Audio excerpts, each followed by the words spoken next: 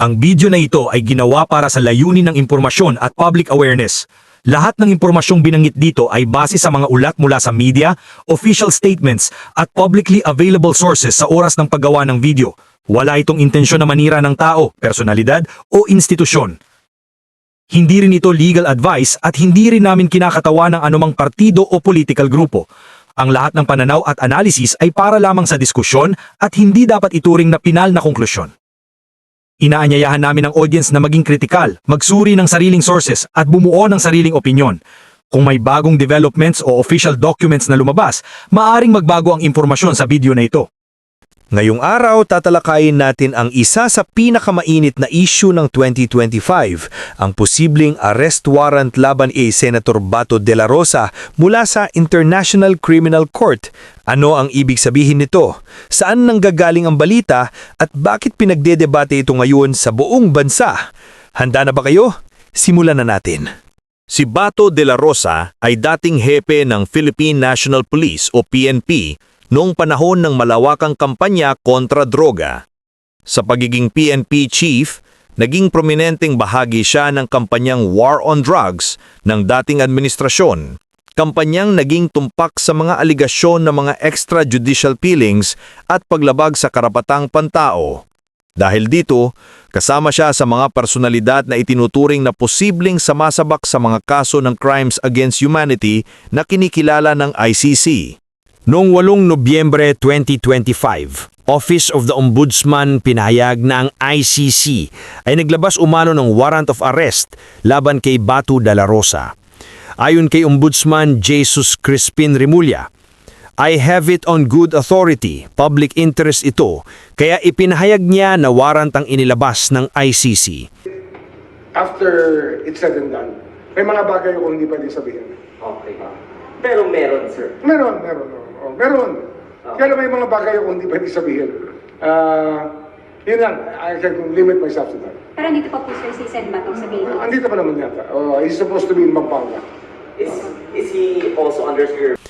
Ngunit sa kabilang banda, ang Department of Justice, DOJ, at Department of the Interior and Local Government, DILG, ay nagsabing hanggang ngayon hindi pa nila natatanggap o nakikita ang anumang opisyal na dokumento, ibig sabihin walang formal na kumpirmasyon o aktwal na warrant na nakasaad.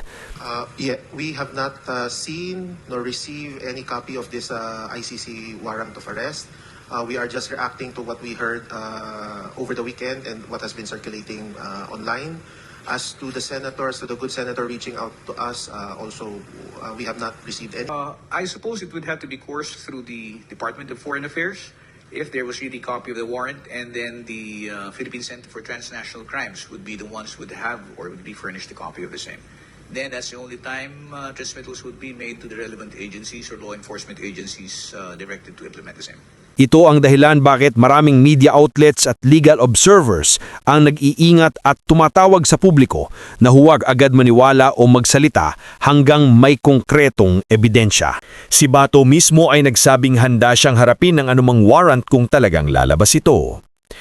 I will turn in myself kapag meron akong warrant at i-serve sa akin ang warrant. I will turn in myself. Huwag po kayo mag-alala. Of course, my children, my daughters are crying. They were crying when I told them this, and my wife was so worried that sabi naman ng wife ko, I respect your decision. Kung yan ang decision mo, din suportahan ka namin. Sabi ko, I can hide, I can run. I can tell you 101%, hindi nila ako mahuli. Napakalaki ang Pilipinas kapag ako gusto magtago, umiwas sa kanila, I can do that. I have supporters all over the country na pwede magkanlong sa akin. But, ayaw ko maharas yung aking pamilya na baka gagamitan na naman nila ng... Sa kabila nito, o baka dahil dito, nagsampa siya ng petisyon sa Supreme Court of the Philippines para humingi ng Temporary Restraining Order o TRO at para pigilan ng anumang pagsuko o pagsunod sa sinasabing warrant equivalent ng walang tamang due process. Ayon sa petisyon, gusto niya na ang anumang surrender o extradition surrender request sa ICC ay dumaan muna sa wastong pag-aaral ng lokal na hukuman dahil sa posibleng paglabag sa soberanya at pagrespeto sa lokal na batas. Dagdag pa, may tradisyon sa loob ng Senate of the Philippines na iprotektahan ng isang senador mula sa pagkakaaresto habang sila ay nasa sesyon bilang institutional courtesy. Una, walang opisyal na dokumento. DOJ at DILG mismo ang nagsabing wala pang warrant na natatanggap nila. Nangangahulugan ito na kahit sinabing may warrant, maliwanag na kulang ang ebidensya sa publiko. Pangalawa, may debate tungkol sa legal at soberanya. Pwede bang isang international court ang bastang mag-utusan ng arrest warrant laban sa isang Filipino official kung walang domestic legal process? Ito ang argumento ni Bato at ng kanyang mga abogado o supportive legal scholars.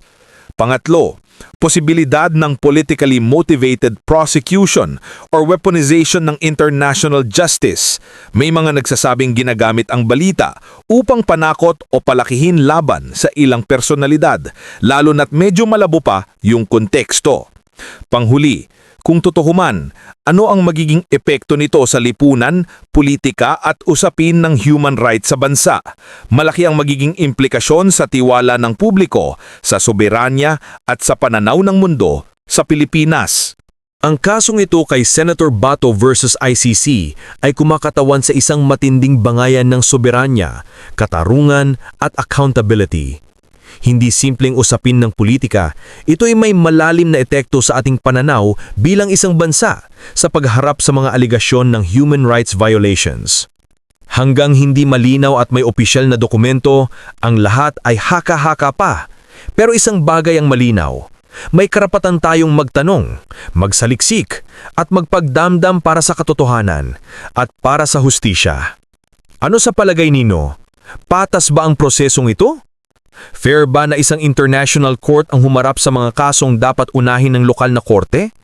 I-comment yung opinion mo sa baba. Huwag kalimutang i-like at i-share ang video para maraming makaalam sa isyong ito.